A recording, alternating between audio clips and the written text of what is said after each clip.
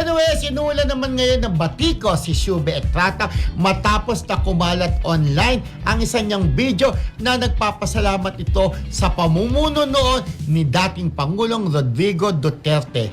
Di kasi nagustuhan ito ng netizens at ilang fanay, lalo na't marami ring kinakarap ngayon na intriga at kaso ang dating Pangulo pati na ang pamilyang to. Para maintindihan ng iba, may video na may translation ito sa Tagalog. Panoorin natin. Roll, BTR.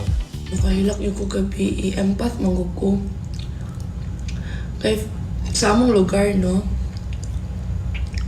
Dako mo kayo natabang si PRRD good. Like, ang drugs good guys, dako kayo na siya nga thing.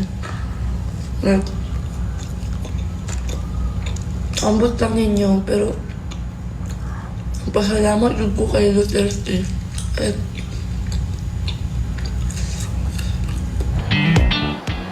Ayan, about drugs. Oo. Diba? Yung panahon niya na dahil talaga si Pangulong Duterte. Oh, Diba? pero syempre, ngayon, alam naman natin, di ba?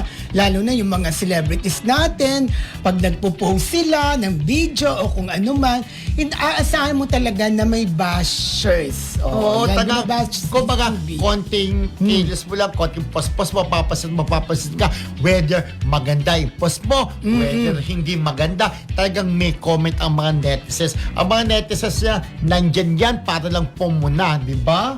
Ganon. Pero may mga iba naman na nagtatanggol. Yep.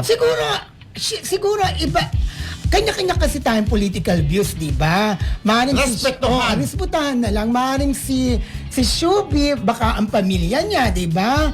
O siya mismo, Maka Duterte, hayaan na lang natin siya doon. Yeah. Anyway, wala naman siyang nililigwak na ibang presidente o ibang politician. Mas nagpapasalamat lang naman siya kay Pangulong Duterte.